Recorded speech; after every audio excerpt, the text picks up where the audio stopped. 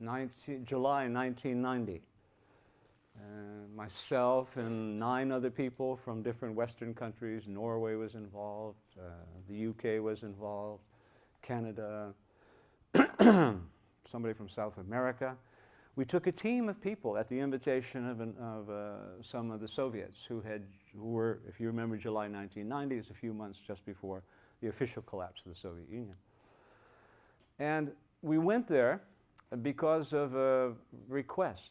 During the darker times, previously 10 years, 15 years previous to Glasnost and Perestroika actually being developed in the Soviet Union, there were a group of people who found NLP work liberating. And they would translate, I get the picture by candlelight sometimes, they would translate what they considered to be the core concepts of NLP in the books that had been published over the years into Russian. And do you remember mimeograph machines? Remember those things? Some of you don't because it existed in another era. For those of you who remember, it's a really old duplicating machine where you cut a stencil and the stencil was used to run off copies. And they would run off copies of these highly condensed, highly selective translations of pieces of the various NLP books, and they distributed it through an underground. And it was considered subversive. People went to jail when they were caught with this material. And so they had made a commitment, without any knowledge of our part, to pursue the study of NLP in this particular environment, historical environment. And now with the opening, Glasnost and Perestroika in the Soviet Union, they asked, could you come and give us what from your perceptual position is the real stuff? We'd be most pleasant. So off we went. This team of 10 of us, including a drummer, and it was quite a group. We spent a week. It was an astonishing week. The Soviets of that period and the Russians of today, in my limited experience, are some of the most erudite people in the world. They have a tremendous educational system, or had a tremendous educational system. And these are highly educated people. Their command of historical and literary parts of world culture is quite astonishing. And so it was this highly pleasurable experience. We also discovered that they had almost no practice converting this highly developed educational experience into practical applications. The movement from a theory to practice for them was extremely difficult, which made it a very interesting encounter between us. The practical Americans and other Westerners arrive, and the theoretical Soviet, it does choke people up sometimes. These stories are quite emotionally taxing. At any rate, we went through this entire week. They had 500 people, and we took the team of 10, divided up the groups, and went to work. And so for a week, we trained in the Soviet Union. And at the end of that week, they threw this beautiful little party for us, where long tables with the usual cabbage and vodka. And what else was there in those days in the Soviet Union? And singing wonderful songs. And so about 10:30 that night, Carmen and I had spoken together during the day about there's something missing. There's something we haven't quite done yet, which we're here to do, and we need to do it. What is it? And our unconscious came to the rescue and recognized that there's a thing called living metaphor. And if you are in a company or some institute or a culture, an entire group of people organized even at national levels, you can make as a gesture to them a declaration. Oh, things will now be new. We're changing the system. We're no longer going to pursue these policies. We're going to have new policies.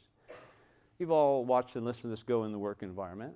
A new chief executive officer comes in, or a new manager for a subunit in the group, and they go, yes, we're changing everything, and blah. And what is the response that people make? That's the response people make. They've seen it come and go before, and they don't believe it. So the challenge is, how do you behave in such a way that you achieve credibility and people accept the message you want to do? Now, in a business context, you use memos, meetings with key people, informal leaders. You may actually create a little video and distribute it in the organization where the CEO or the manager is presenting the new vision, blah, blah, blah. And once again, these are traditional ways of doing it. Living metaphor offers you an alternative. So we were there in the Soviet Union. It was quite clear things were coming apart and that there were opportunities opening which hadn't occurred in that particular group of people for a significant period of time, 60, 70 years. We needed a gesture or a living metaphor. This is another form of metaphor. So that night, as we were sitting at these long tables, groaning with little pieces of cabbage and vodka, I leaned across to the Russian woman who was sitting opposite me and said, would you please ask so-and-so to ask so-and-so to ask Sasha if he would like to accompany us to Red Square, where we intend to drum and dance and sing under the moon in the heart of the Kremlin. And the look on the various people's faces as this message was passed from one to the other was a study in itself. You can imagine, if you can remember that historical context, what an absolutely outrageous idea this was. So when Sasha, who was our official host, received the request, he thought for a moment, said, why not?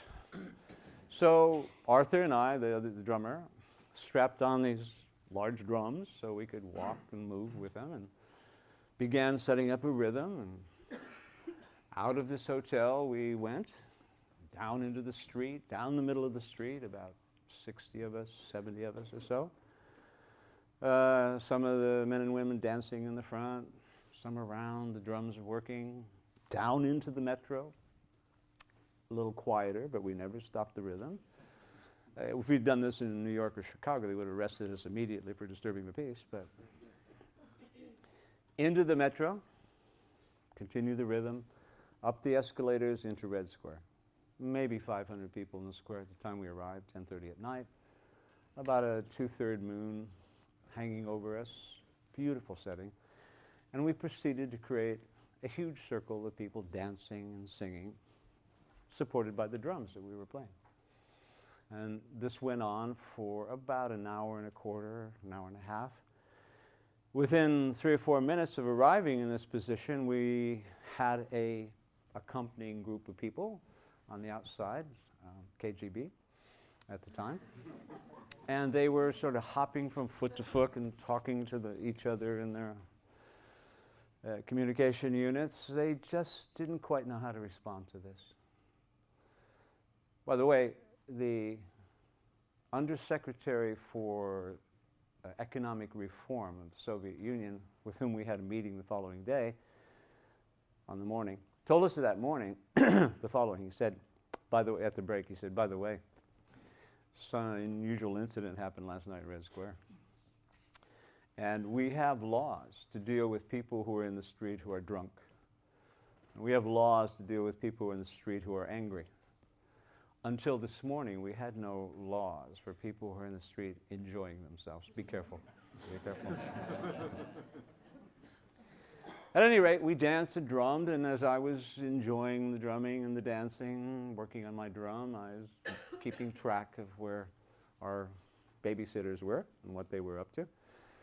And finally, very cleverly, the head of the detachment, recognizing that if the drum stops, everything stops in such a presentation, sidled his way up and he said in passable English, listen, we don't understand what you're doing here, but we have respected what you've come here to do. We have not stopped you from doing this.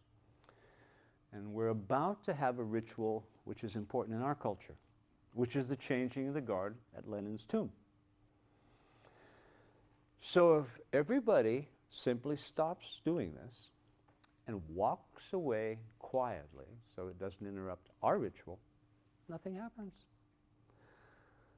We thought about this very briefly and decided this was an excellent offer because we had no way out.